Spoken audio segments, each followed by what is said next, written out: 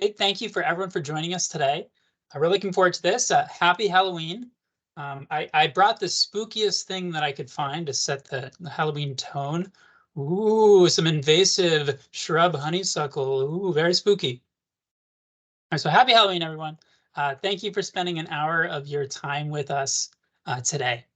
We're talking about becoming environmental leader in your town. My name is Dave Maroney. I'm a conservation planning specialist with Fish and Wildlife, and I'm joined with Jens Hilke, conservation planner, and we're going to be presenting to you for just about an hour.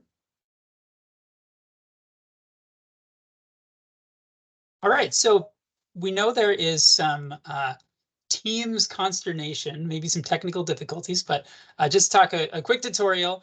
So we've got a decent sized group here today. So there may be some moments where you can turn your mic and video on to ask a question, but overall feel free to keep those off. Make sure your mic is off so we're not getting feedback during the presentation. But we really do encourage participation in the form of questions and comments, and the chat is a great place to do this for a group of our size. So we encourage you to type in any questions you have as they come up in that chat space. We'll keep track of them, and we'll take several breaks during the presentation to read those out and have opportunities for Q&A. What I'd love to do right now is just encourage you to type your name and town, or if you're part of an organization, you could include that. Just type that into the chat so we can all get a sense of where different folks are coming from today. It's always really refreshing to see where everyone is across our state. All right, so our agenda for this presentation is to think about first, what makes a town leader? Anyone can be a leader. You don't have to have a position of leadership to be a leader in your town on the environmental level. So we're going to talk a little bit about some qualities and some leadership styles and some leadership theory in general, and then talk about group dynamics a little bit. What are the phases of group development? And what does it actually mean to step into a leadership position, such as the chair of a conservation commission, for example? So being a person who's in one of those positions of responsibility. We'll then transition to thinking about working in the community, knowing and celebrating your place, understanding your community capital, and really going beyond just fulfilling a general responsibility to the community to actually facilitating change. And we'll end on thinking about collaborative conservation, really in forging partnerships beyond simply our conservation commission or whatever local organization we might be working in. All right, so we are from the Vermont Fish and Wildlife Department, and we believe in the conservation of our fish, wildlife, plants, and their habitats for the people of Vermont. So our webinar today is really focused on this people side. Right? This mission could not be achieved without passionate town leaders doing the work of translating those needs and wants on the community level into conservation at the town level. So we're really excited to talk a little bit about this today. We serve all Vermonters, so thinking about wildlife watchers, anglers, hunters, trappers, communities, landowners, and not just the folks today, but for future generations. Right? Jens and I make up the Community Wildlife Program. Just to give you a sense of where we're coming from, right? In addition to these presentations and workshops, we provide a lot of support directly to towns, to conservation commissions, to planning commissions, to help support planning of town plans, conservation initiatives, connecting communities beyond town boundaries. We're available for technical assistance, so please reach out. We're happy to help. All right, so let's jump right in. What makes a town leader? I want to start off with a list of some really, in some ways, simple items. It might seem like common sense to some folks, but in the context of leadership, I really think of these as active skills that require upkeep and cultivation. I'll start with a sort of famous quote: 80% of success in life is just showing up. And we'll say that the other 20% of that is showing up on time. So our first kind of skill to highlight here, being on time, ending on time, and actually maybe making a policy of being early to things. For some folks, this is going to seem like common sense. If you're at all like me and you tend to be a person who runs late because you're always trying to fit in everything you can into every moment, this is a really conscious skill to cultivate. It sends a direct message when you are on time to different meetings and organizational events. And if you can build in this concept of always showing up early, it's remarkable how much of interpersonal group development actually happens in these sort of in-between spaces before and directly after organizational meetings. So that's really not wasted time. There's a lot of development and connecting with folks that can happen before and after meetings. So being on time and being on early, it really is a skill. And it sounds simple, but it matters quite a bit. Right, the next thing is to think about setting expectations. For a group to operate like a conservation commission, it's one thing if everybody shows up at the appointed time and starts the conversation then. Use up a lot of time just getting on the same page. It's another thing entirely if the expectations and purpose for your meeting, your agenda are very clear beforehand. And you can give everyone a chance to prepare and be their best selves when they show up so that when you start, you can get the most out of your time together. Really important skill to cultivate. If you're a person in charge of planning meetings, making sure that your agenda is presented publicly, is posted well in advance, it's really important. Active listening is sort of the next, what might seem like low-hanging fruit. It's not a skill that comes naturally to most of us. When we're engaged in conversation, when we're sitting in a meeting, there's a lot of processing that is going on in our own heads, thinking about how we feel in response to what is being said, what we're thinking, what we're going to think next. So the biggest skill associated with active listening is taking time to interrupt that process that's happening in your head by reflecting back what you're hearing. And this works really well in meetings and also in interpersonal conversation. Taking the time to pause and say, this is what I'm hearing, or this is what I think I'm hearing. Is that accurate? And then giving folks an opportunity to correct you if you're wrong. What this ensures is that when you leave a meeting, you actually are all on the same page. When you leave an event, you're all on the same page. It's very common that folks will leave some sort of engagement, some sort of meeting, some sort of presentation, thinking we're all on the same page, but we actually find out later that we had different interpretations about maybe what we were supposed to do, about what somebody meant. So active listening is really important. And you don't have to be in a position of leadership to practice that skill and make a difference. All right, the fourth sort of initial leadership component here that we find is really effective on the town level is when we have folks that are involved in town community that are focused on creating pathways forward. It's actually quite easy, if no one is thinking about leadership, to have a conversation that starts to get cyclical and ends up repeating itself over and over again. So someone needs to be noticing and paying attention to that, cueing into that, and thinking about when it's time to prompt folks with the pathway forward. Is it time to vote? Is it time to table this so that we can all do a little more research and come back to this later? Do we need time to process? All right, so good leadership means facilitation. This is sort of our next thing to think about, a couple of elements that go into facilitative leadership. The first is that as a leader, you don't always have to be in an active leadership position. You don't always have to be the person that holds all the responsibilities. Then leadership becomes cumbersome, it becomes too much work, and it actually becomes ineffective. So knowing when to delegate is an essential part of facilitative leadership. We want to give people tasks that they have the skills to complete, that they have the capacity to take on, and that they're going to be excited about. We know that there will always be tasks in any kind of group decision-making process or group planning that are not easy to get excited about. But different people are going to have different strengths and bring different things to the table. So delegating is a huge part of leadership and facilitation. On the flip side, you need to delegate to yourself as well and be a model participant. And I find that this is really easy to neglect in terms of leadership. Oftentimes people think a lot about when they are in the leadership role. It's easy to prepare for, okay, I'm ready, I know when I'm going to be speaking. But then as soon as you pass the baton on to someone else, we have a tendency to switch off. So one of the best ways that we can be a leader in a group situation is by showing passive leadership. And that means being a model participant. So when it's someone else's turn to lead, remaining engaged, not switching off, being a model participant, completing the tasks that are assigned to you on time, professionally. All those things make a real difference and model to other folks' engagement. All right, and lastly, understanding leadership styles. And we're going to dive into this in a little more depth in just a second. But the idea here is that there's not just one way to function as a leader.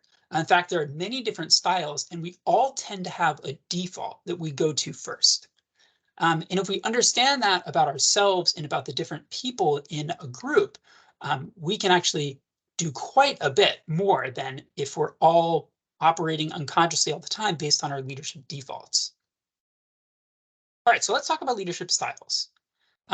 We're using a model. There are many different models of leadership, and we're using a model that comes to us from the National Outdoor Leadership School, NOLS, that we like and we think is really effective. So to find your default leadership style, you first have to place yourself on this x-axis here. Are you the kind of person that tends to share first? You break outward with your ideas, with your opinions, or are you the kind of person that tends to hold back and ask first? Do you tend to wait for other people to share their positions first? Do you tend to ask questions and want to know more before you feel comfortable generating or presenting your own ideas? So place yourself on the left or the right. Right, the next axis here has to do with sort of how emotive we tend to be, how outward with our emotions, and how emotionally cued in we are to what other people are feeling. If we tend to be more calm and reserved as kind of our baseline, sometimes that can go along with just not being as aware of other people's emotional states. We might be towards the top of this. If you tend to be more outwardly emotive, or you're really cued into what people are feeling all the time, you're towards the bottom. All right, so with these two axes, we get 4 different default leadership styles. First is a driver. People who are focused on action and directing tend to be excellent information and opinion givers and can take a group through a set of tasks really efficiently. Then we have spontaneous motivators, also on the more extroverted side of the scale, but more emotive, tend to be people who emphasize emotional stimulation, excellent motivators, often really passionate with their ideas, and can be excellent energizers for a group. Relationship masters also share this connection to outward emotions, but tend to be more on the asking first side.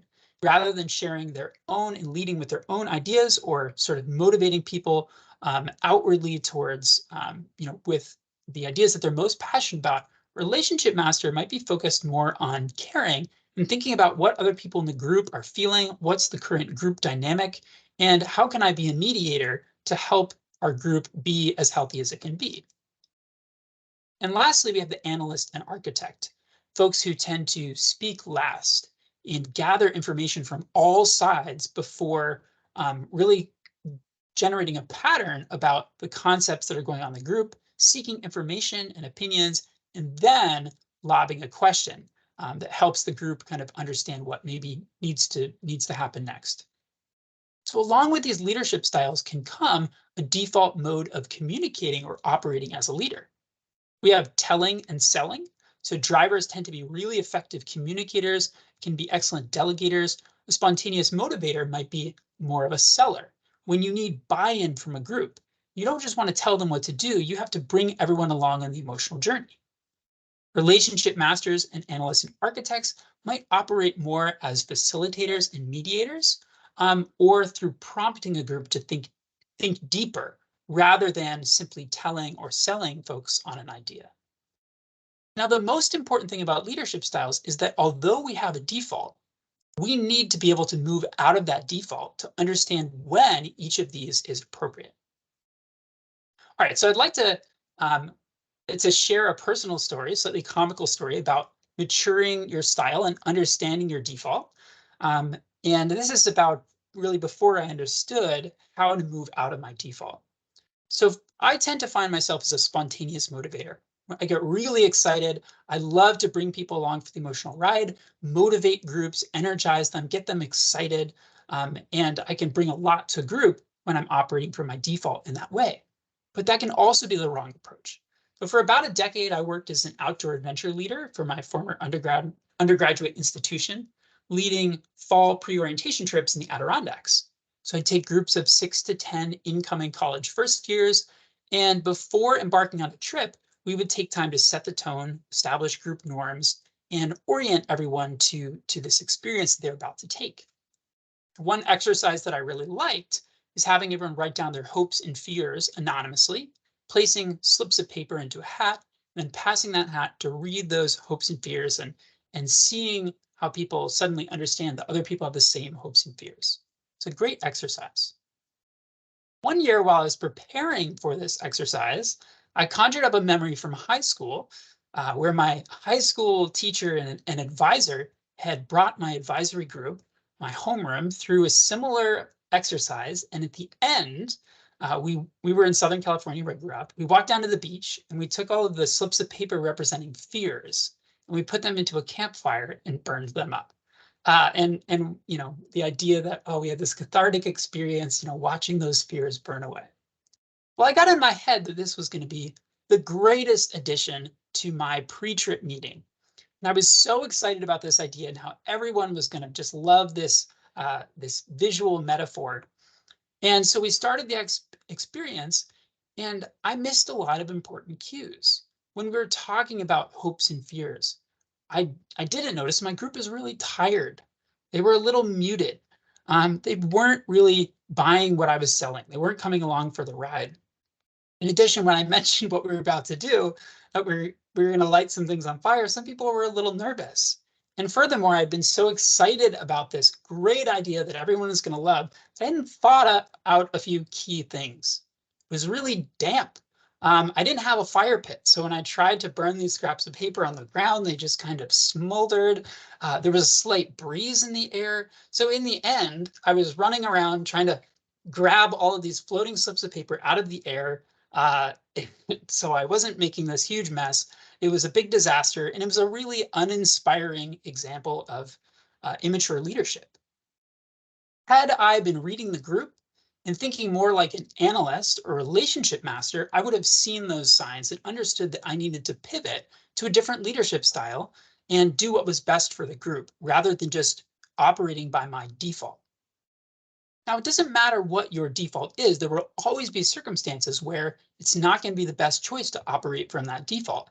So maturing your style as a leader means knowing when to push yourself out of your comfort zone into another leadership style. Whether you're a relationship master on the more introverted side of this scale, it might feel really uncomfortable to push yourself into the position of a driver. But sometimes that's going to be the best thing to do for a group when they really need direction. So that's what maturing your style is all about. And it can make a huge difference in the context of town leadership and participation in environmental leadership at the town level. All right, so all of this is going to translate into being a more effective communicator, more effective at sharing your vision. So motivating others doesn't have to mean being a spontaneous motivator. Understanding your default leadership style is going to help you connect with people in the appropriate way at different times.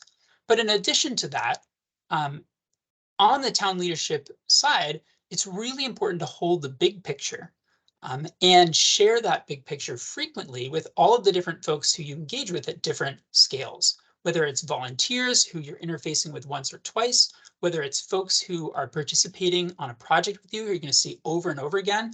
As if you're reminding yourselves about the big picture, all of the little things that you're doing along the way are going to make a lot more sense. And you're going to avoid burnout in that way. And along with that, this last piece is not really optional. Celebrating your accomplishments, however small, is a huge important of maintaining the motivation of a group through a larger experience. So these are actually just really critical pieces of making sure that our group is healthy through the long term. We have a quote here from John Graham, famous mountaineer, about leadership. So this is John Graham's definition of leadership: the capacity to move others towards goals shared with you with a focus and competency they would not achieve on their own. So effective leadership is really all about having the outcome be greater than the sum of the parts, right? All right, So we're going to move into thinking about group dynamics and group development in just a second, but we want to take a break, see if you have any questions or comments on individual leadership styles, and some of these components about what make an effective leader. And we'll take a few minutes for that. Dave, there are no questions in the chat for you at this time. But folks, just a reminder, please do write questions in the chat while Dave is talking, and we'll answer them at the next break. It'd be great to hear from you in that way. Thanks. All right, so we'll move right along and think about what makes a functional group.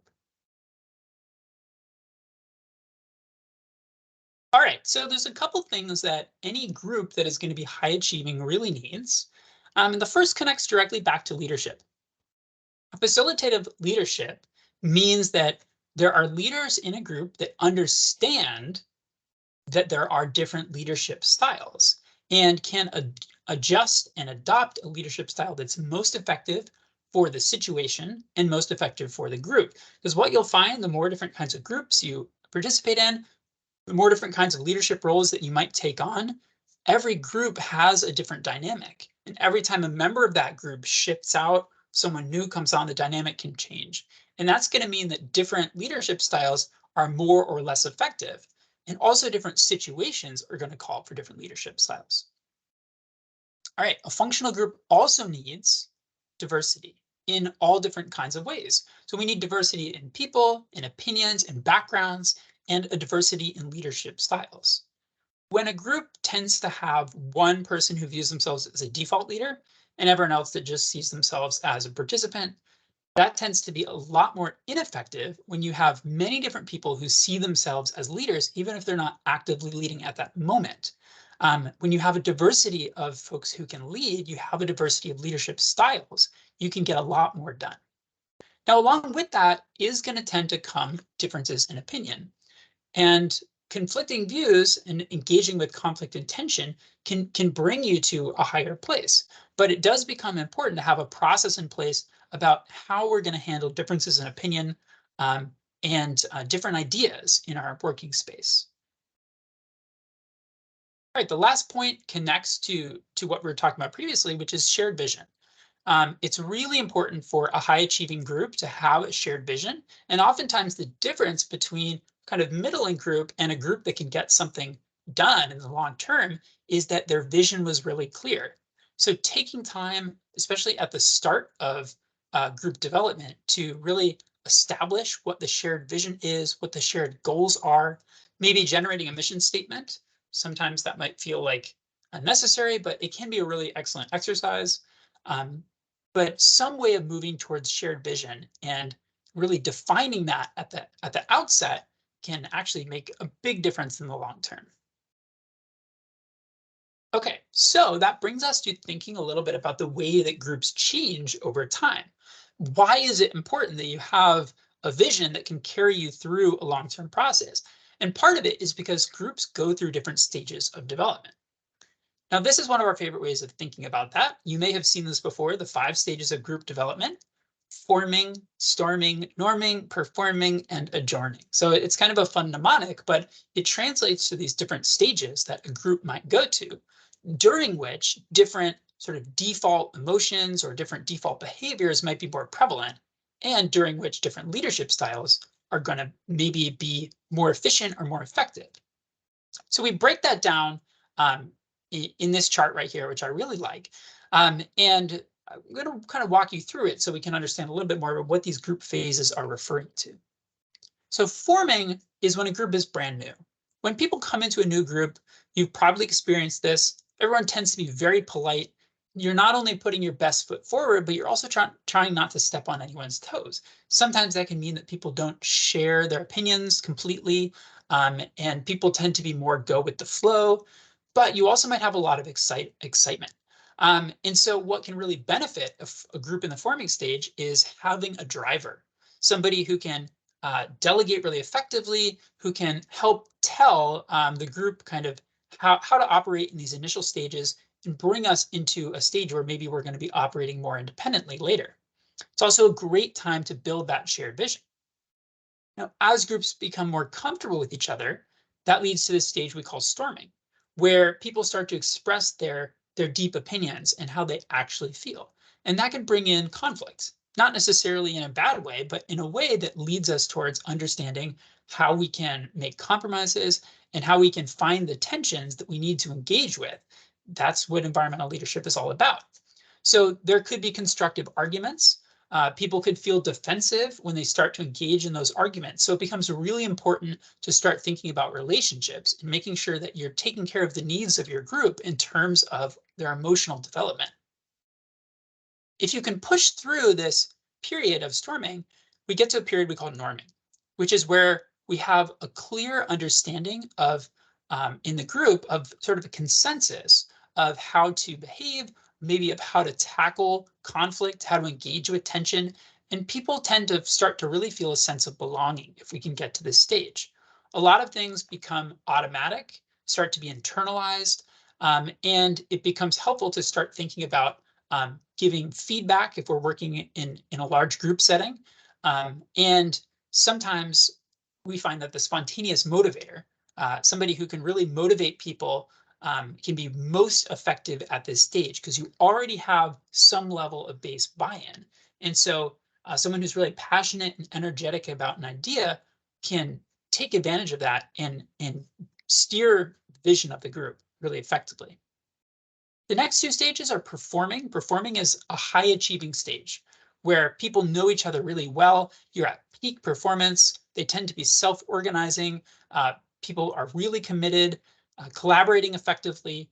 And an analyst architect often is what can bring people to the next level by noting that people are starting to operate automatically. So it's really helpful to have somebody who can take stock of everything that's happening and ask really penetrating questions that'll remind us to break out of our defaults, think harder about the situation, and be really clear about what we're doing. The end of group development, we sometimes end an adjourning phase, particularly if our group is ephemeral. Maybe some folks are going to leave the group. Maybe some new folks are going to come on, and that can lead to a slowdown in productivity. It can lead to reflection about the great time that we had as a group, what we achieved. As our productivity goes down, sometimes there might be relief of projects coming to a close, and different leadership styles can be helpful here. But we want to think about what can we transfer from this group experience to a next group experience. So reflection becomes really important. And really any leadership can, any person with any default leadership style can be a kind of the cheerleader that a group needs.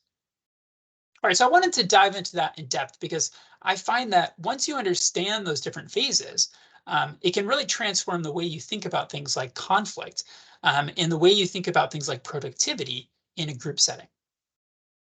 So I'm going to bring us to the last phase, and then I'm going to turn things over to Jens, and I want to talk a little bit about stepping into a position of leadership.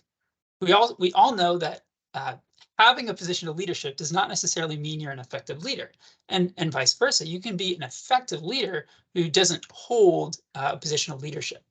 But being the chair of a conservation commission or stepping into any other leadership position does bring additional responsibilities, but also opens up opportunities for personal growth and also to affect stronger change. Being the chair is often kind of, many people don't want to step into this leadership position because you think of it as a headache.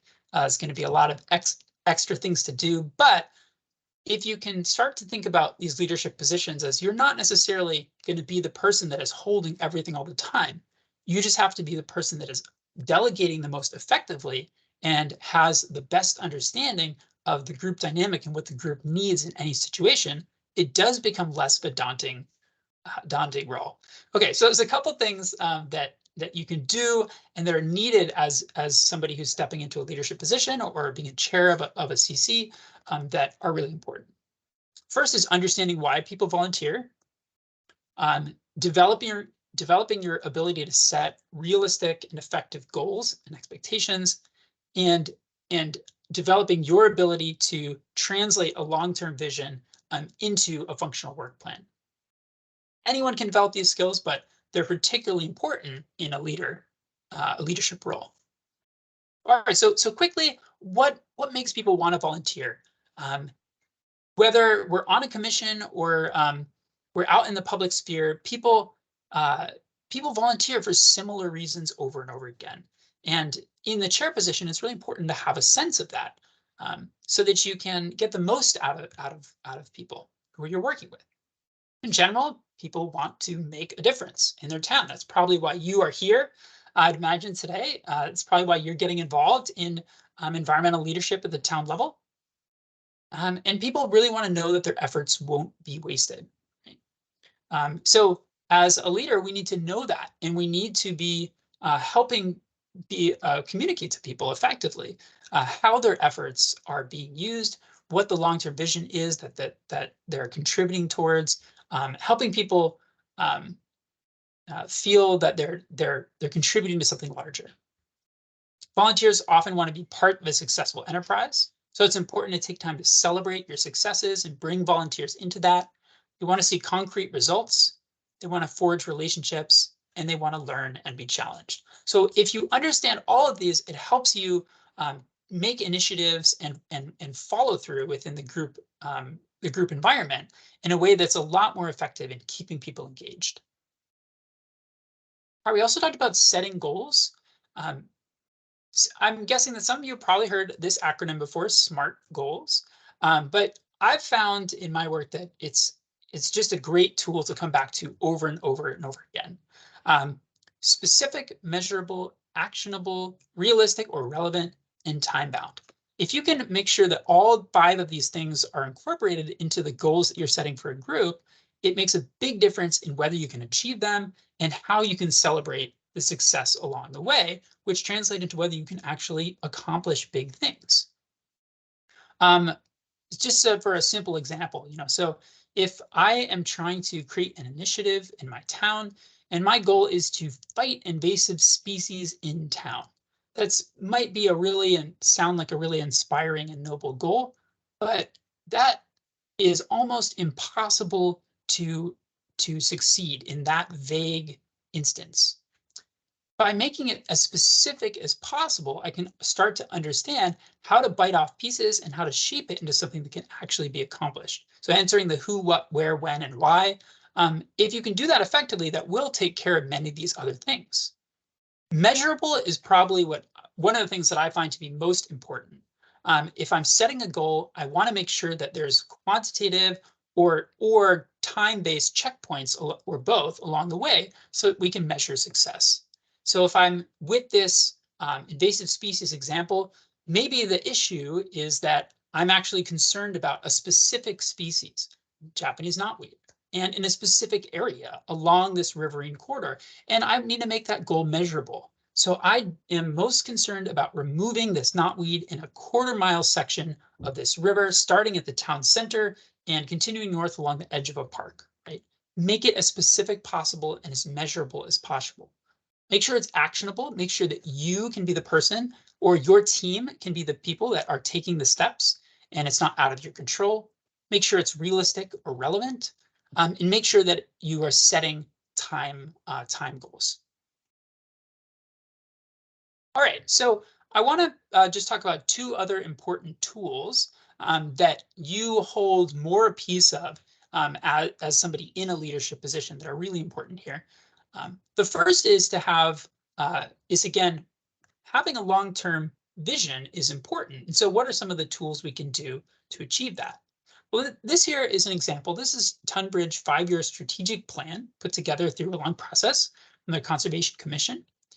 And what you'll see that this plan does is it lays out all of the different projects, initiatives, and actions that the Conservation Commission has identified to take and maps them over a 5-year period in a strategic plan. So as somebody in a leadership position, right, it's really important not just to have a vision, maybe in text form or idea form, but to be able to map that into individual goals and things that we can do along the way to achieve that vision. So you may be taking on a bigger piece of this work as somebody in a chair or leader position. Now, the next thing is doing the in-between work. So I'm you might be a little difficult to read this, but I've circled one project here, and this is a Green Up Day event, holding a Green Up Day that's set to occur over 3 months every year for the next 5 years.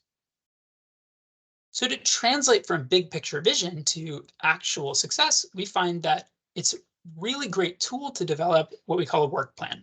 Now, there are different things you include in a work plan, but here's an example template of taking this Green Up Day event and turning it into a work plan that can then be delegated out. We can draw on all the individual strengths of everyone in our organization and achieve success. So if our action initiative is our Green Up Day event, um, there's several things that we can dictate and establish to make that happen. First of all, the why we're doing it. For community engagement and education, maintain a clean town forest, connect people to landscape. If we can identify the why, it suddenly becomes clearer how we want to go about shaping that activity and what we need to do in order to make it a success. Setting milestones and check-ins. This goes along with that idea of SMART goals. So we might have a planning milestone when all of our planning tasks are complete. We might have some pre-event check-ins where different tasks that have been established, we're hoping to have those completed and we can follow up. And a post-event check-in where we've completed all of the different evaluation and feedback, thank yous, different things that are associated with that. So make sure those check-ins are built in before we jump in. Breaking a big picture initiative into tasks and then subtasks is super important. And a chair can often be the person who takes on that work. Designating action leaders. Again, this doesn't have to be you. Efficient delegating is really important. Understanding the resources that you have to go into the project, the capacity that different partners have, and establishing a timeline. So thinking big picture, taking it down into the small picture, and then bringing the team in to delegate out and granularize all of the different tasks and subtasks mean at the end, you can achieve something really big. All right, and the last thing I'll say here, or just a couple things is, how successful you are will depend on how well you understand the skills and the strengths of folks in your group. So we really want to play to the strengths of people in our group. If we all have an understanding of each other's default leadership styles, each other's skill sets, that means that we can operate more effectively. So when you're in that forming or that storming or even norming phase of group development, and you're still establishing the status quo and how to operate, make sure to take the time to identify either individually or as a group what different strengths different people have. And that's going to translate into more success later on. I'll just say, again, also make sure to have fun. It can't be overstated. All right, so we're going to take a break and I'm going to hand the reins over to Jens, but we want to pause, make sure there's an opportunity to ask any questions before we talk about bringing this into the community. Dave, just going back to the section on the stages of group development and that piece, what happens when you have a member who's chronically frustrated with the group? Is this worth turning around or should you just push the person off? It's a great question. I imagine that many people have had this experience and there's not necessarily a right answer. With some of these leadership tools, right, you might find that they apply really clearly for many groups, and then you might find that you're in a group where suddenly this tool doesn't work anymore, right? We're not in a storming stage, we're not in a norming stage. This just doesn't seem to work, and that's okay. That happens. I think when you have somebody who's chronically frustrated and feels like they don't belong or they're not effective or there's something about the group that is frustrating, one of the best things to do as a leader is to have a one-on-one and actually break out of that group structure for a bit and try to have the frankest conversation you can have to get a really clear sense of what is frustrating that person, what they think maybe can be done about it, and also to ask that person transparently if this group still feels like the most effective use of their energy. Sometimes there's, not all conflicts can be resolved easier, but I would say that, ejecting someone from a group is inherently challenging, and there's certainly are circumstances, whether that's where that's the most effective thing to do. But oftentimes before you get to that stage, it can be more effective to try to bring that person in. Sometimes a person who's really frustrated will actually operate more effectively if they're given a special responsibility, if they're brought into the group in a way that they're not being engaged currently. So get that person one-on-one, try to understand a little more about what's going on, and try to give them the opportunity to reflect whether this is really what they want to be doing. Yeah, Denise wrote in that sounds like that person might be very passionate, and perhaps you should find a way to harness that passion. Also, Lauren just wrote in, it sounds like organizational skills are also an important part of leadership regarding that work plan chart. Do you have Yeah. any recommendations for those who don't feel like organization is their strong suit, but still want to be a leader? Yes, I would say understand. Let's see. Oh, I don't have a slide to go to, but I would say that the most important thing is understand the relative skills in the group, because many times there is somebody who loves that organizational stuff and they sleep and breathe organizational competency. And so you can still be the person in that cheer group if you know who you can lean on to get that work done. Being the chair or the person in the position of leadership doesn't necessarily mean you have to do that work, but it does mean you hold the responsibility for that work being done in the order that is going to be most effective.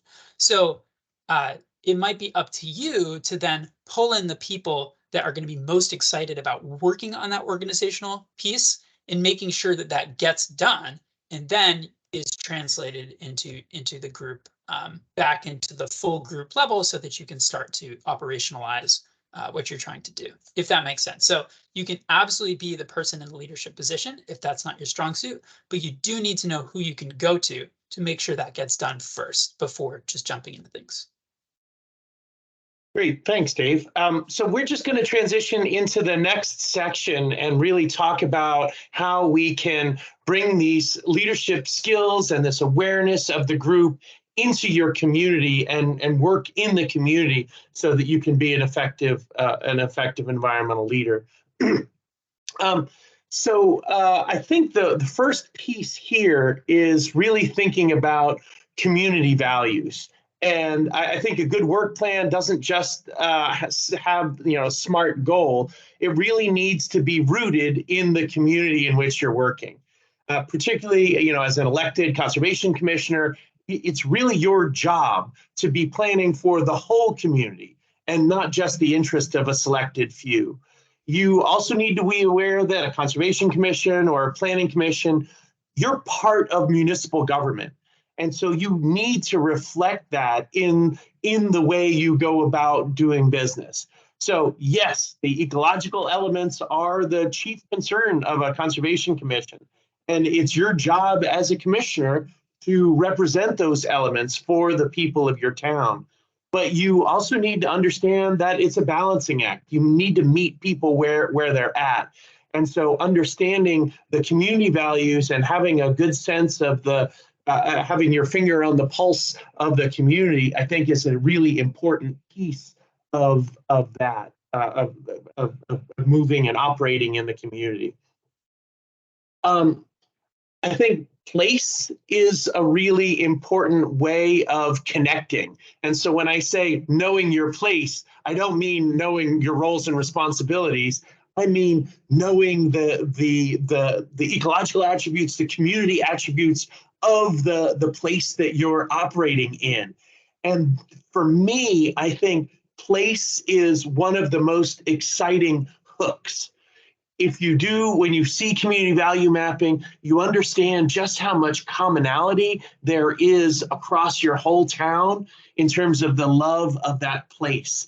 And it's really the love of place that catapults people through the rigors of volunteering and serving on a board, and also the love of that place that gets people to show up at events that you're hosting. So I really think place is a huge part of it. The example in the top right, the Science to Action project, was an inventory really that started in 2012. and Arrowwood Environmental did the actual consulting work. But there was a steering committee that just got excited, got people excited about their place, and used this program as an opportunity to celebrate the place. And so it wasn't just the results of the inventory that came back, but it was a whole series of walks and talks. It was and it was all rooted in that love of place that made the project so exciting. I think celebration is really key. I think that's key for you as a leader in terms of keeping the people engaged in your commission. So just within your group, celebrating your accomplishments and being able, part of what Dave was showing with that Tunbridge strategic plan, part of that is celebrating that you've done a series of small steps that lead up to a bigger body of work. So celebrating is part of what you should be doing within your commission. Celebrating is also something that you should be doing with the larger town. And that's a way of showing that, hey, our commission is all about celebrating our place and having fun and being together. That can look like guided tours or outings, walks and talks series, food, I know a couple folks from Putney are on, and I'll just say how well I have eaten at events in Putney. You all throw amazing potlucks, and I remember them, and I go to a lot of different meetings.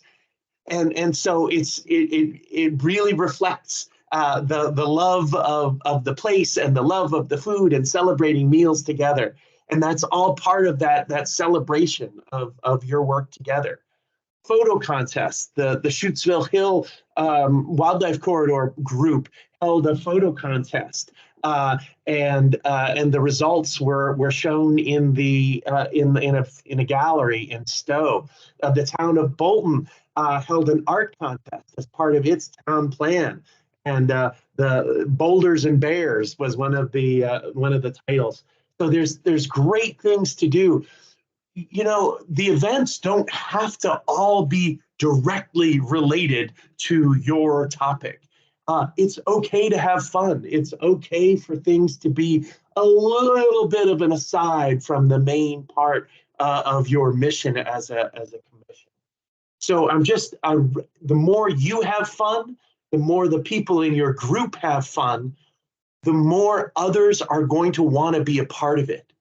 So here I'm talking not just about how you stay sane as a leader or how you maintain the energy within your commission. It's also how you bring in new participants, because other people see that you all are having fun and they want to be a part of it. Other people see your events are fun and they want to attend them. So, celebration is a key place. Now, I've shown this graph in a variety of different settings, and we call it the community capital pyramid. And I just want to explain why I show it, because I think it helps people to understand towns across Vermont have different recipes for what makes that place. And so there are different ingredients or different mixes of ingredients that different towns use. And so I just want to explain this chart first. There's the built environment, there's the buildings, the equipment, the infrastructure, the built capital, that part of your town. And frankly speaking, some towns have more money than others and more built capital than others. There's the human and social capital, the skills, the abilities, the education of your people. Also, this concept of the connectedness. What's your community, your culture of communication? What are the neighbors, the communities, the government like? What's that social fabric like? And then, of course, there's the natural capital, the natural resources like food, water, wood, energy, things that you get back, as well as ecosystem services and the intangibles, the beauty of nature.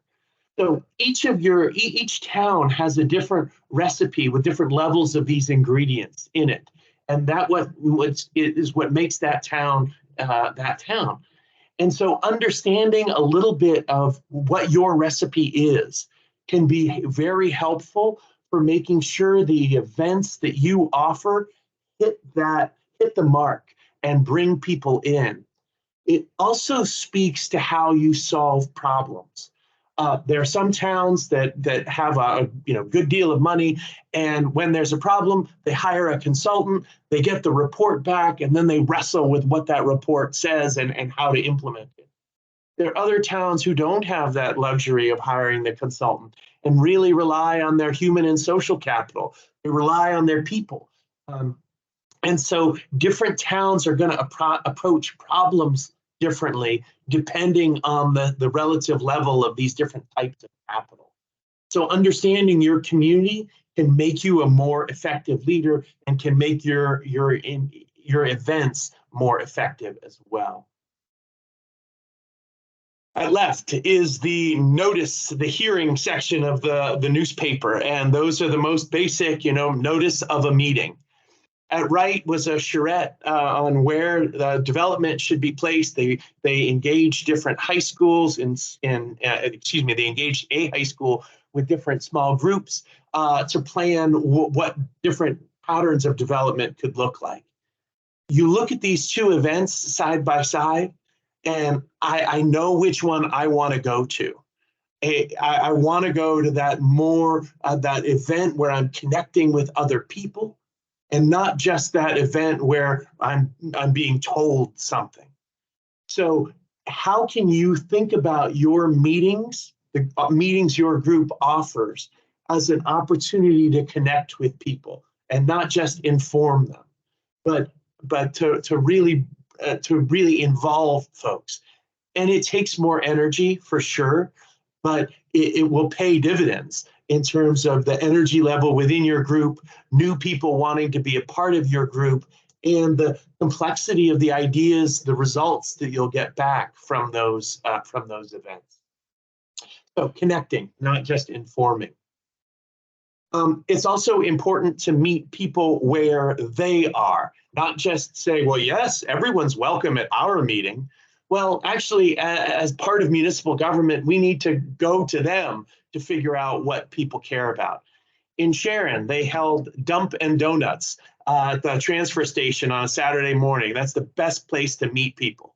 In Craftsbury, there's a big commuter population. The general store at 6 a.m. is the place to do it.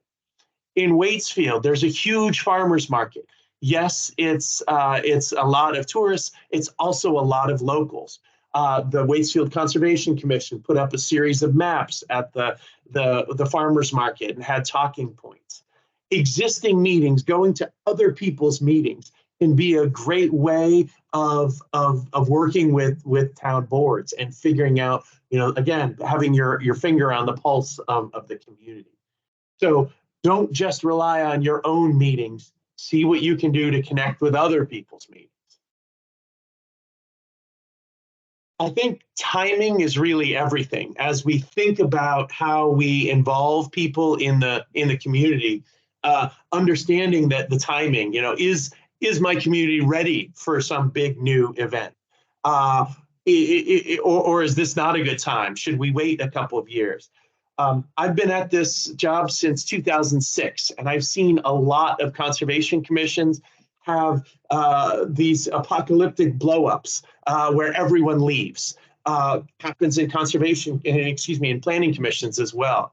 So understanding the timing of where your group is at in its history, what stage your group development is in, is really important. Managing conflict is another part of facilitating change within your group. Understanding where your group is at and leaning into that conflict. Thich Nhat Hanh says we need to lean into the sharp points in our lives. And I think that's true in community as well, and understanding what the source of that conflict is. And lastly, I think just as we bring this work of leadership and your team into the community, is just understanding that we're really playing the long game.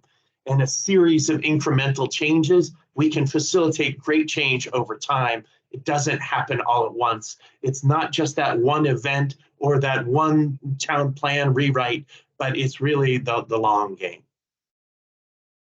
All right, that was quick.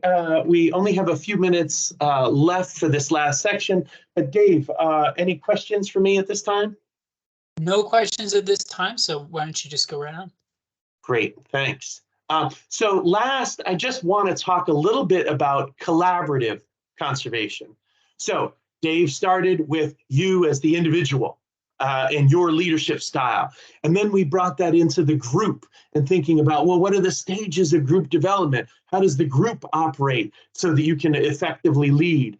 And then we brought that group into the town, and we became more aware of where's the town at and how this group can facilitate change in the town. And last, I just want to talk about collaborative conservation. And as a conservation commission, you need to understand what you bring to the table. Overwhelmingly, the work of the Conservation Commission is about partnerships with other organizations, and perhaps it's a state agency or a federal agency, but you still need to hold on to what your piece, what you bring. Often it's that local excitement. Often it's about you're bringing people to these events, and you're bringing that local perspective. I think collaborative conservation is also about working at multiple scales. So we posted a link to the Association of Vermont Conservation Commission's handbook. That's an excellent source of information for just these sorts of skills. And so I'd really encourage you to take a look at that. But you know, the conservation commissions, there's more than half the towns in Vermont have conservation commissions. I know many of you serve on your conservation commissions. And the CCs, what they bring to collaborative conservation, again, is that local enthusiasm, that understanding of the community values, and that love of place that's so important. When we think about building partnerships, we want to be clear about what you get out of it. Why are we reaching out? What are we reaching out for? Who are we reaching out to? And when are we going to reach out? But that's all part of understanding your role in partnership. There is a great example that Dave will put in the chat of working at multiple scales. And in this case, it's about Route 12 and thinking about this connectivity across all of Vermont, but then drilling down into what we call the Worcesters to Kingdom, Worcesters to Northeast Highlands linkage, and then drilling down even more into Elmore. And so Elmore changed its zoning to protect connectivity. And so that's the piece that Elmore brought. But when you read this story map, you'll see the land trusts brought in, something like 20,000 acres in conservation. And the Agency of Transportation is now resizing 5 bridges and culverts along Route 12. So there were different scales, and Elmore held on to what they have control over and what they can change, but then worked with these other scales to create a tremendous conservation action over many decades. So please do check that out. I'm sorry, I see that we're right at 2 o'clock, but this is, I just have, this is my last slide. And I just wanted to make sure you understood that the regional planning commissions are a great source of information.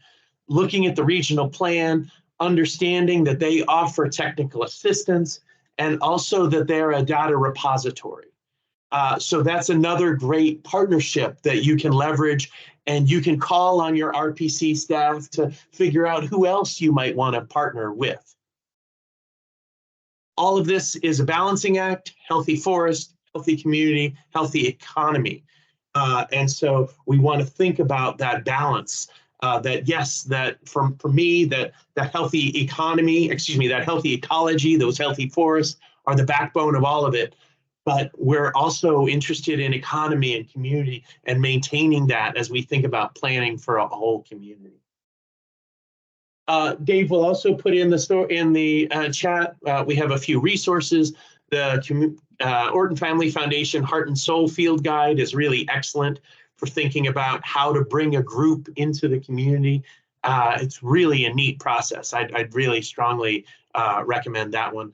On the right, the municipal plan, that's the Agency of Commerce and Community Development, their planning manual. There's some great resources in there about engagement and creating events that people want to be a part of. And then Mapping Vermont's Natural Heritage is a department publication about using BioFinder for land use planning.